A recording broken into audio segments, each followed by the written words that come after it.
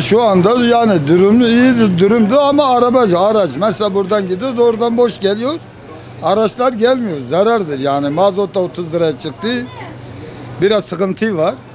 Millet şu anda perişan. Araba yok ki millet hepsi burada kalmışlar. Millete ne kadar zam olur o kadar millet şey olur. Yola çıkıyor. Yani ben böyle bu sene gibi yolcu görmedim yani. Bu sene daha fazla. 2-40 gün vardı. Arabalar hepsi dolu. Yani millet ne diyor? Zam gelirse zam olur. Her şeyine de geldi. Arabaya da geldi, eve de geldi. Herkese de zam vurdu. Yani kim diyor vurmamış tamam. Fakir zaten fakir. Zengin adamı tabii parayı çeker. Abi tek sefer yapamadık. Niye? Yani yolcu var. Yolcu yok diye yok. Şimdi günde her gün tek sefer olursa olur. Şimdi araba oradan boş gelirse burada onu kurtarmaz. Muş'tan boş gelir, buradan da dolu geçse kurtarmaz. Kurtarmıyor. Ha Muş'tan da dolu, burada doluysa adamı kurtar. Orada normal de olsa yine. Ek servis diyorlar. Ek servis buraya sadece gelip gitmesi Muş'tan olsun, Niğde'den veyahut da başka bir yerden. En aşağı gidiş geliş 25 TL masrafı vardır. Yani 25.000 TL masrafı vardır ki bu geçen senelere göre mümkün değil yani. Yani şimdi bakmayın siz böyle biraz hani yolcu var gibi gözüküyor ama genelde sektör şu anda çökmüş durumda yani. Yani yolcu gideceği yeri pahalı buluyor. İşletmeciye de bir şey diyemiyor. Yani bizlere de bir şey diyemiyor. Bizler de ona bir şey diyemiyoruz. İşte böyle bir otobüsün mesela ben şimdi hiç değil 100 lira para kalmıyor. Yani firma sahibine 100 lira dahi para kalmıyor.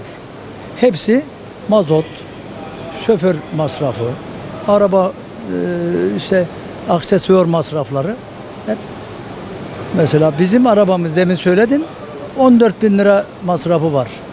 Gidiş geliş 14.000 lira. Peki bunu karşılamak için kaç yolcu götürmem lazım benim? 31 kişi götürmem lazım ki gidiş geliş masrafını karşılasın. O da yok. Tamam. O mazot fiyatının düşeceğine zaten ihtimal vermiyoruz. Ki hayır o bir şeyden ibarettir. Biz masrafı çıkarsın yeter. Ona da razıyız. O da yok. Mesela 30 lira. Mazotun litresi 30 lira. Biz bunu karşılamak için şimdi mazot 5 lira seviyesine düşsün. Tamam 5 lira seviyesine düşsün. Mesela Muş'u 700 lira yazıyorlar değil mi? Muş 150 liradır. 150 TL'dir.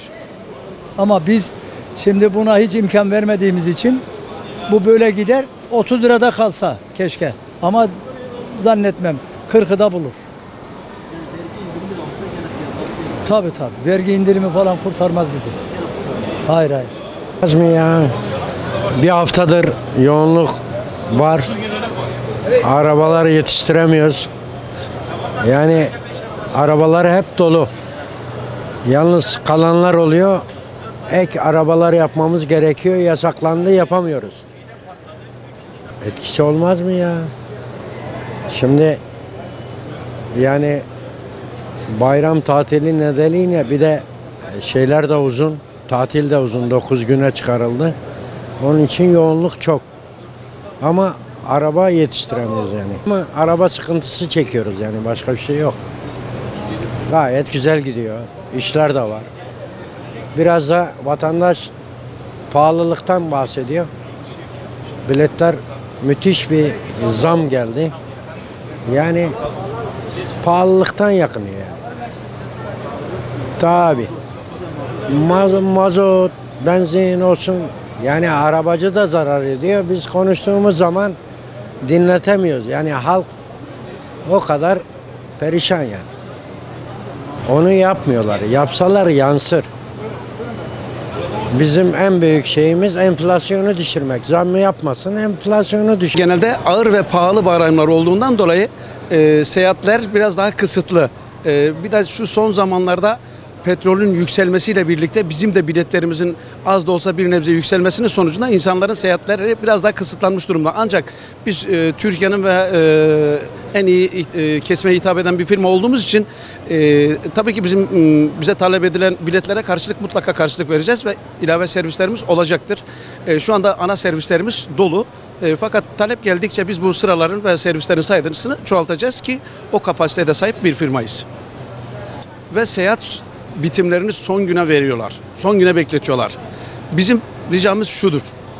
9 günlük tatili 8 gün yapıp son güne yığılıp izdihamlar yaşatmaktansa bayram gibi ilk 1, 2, 3 gün kullanıp ondan sonra peydenpey yavaş yavaş seyahat tatilimizi kesip sağlıklı bir şekilde evlerimize gitmektir. İnşallah bu söylediklerimizi yolcularımız dikkate alacaktır.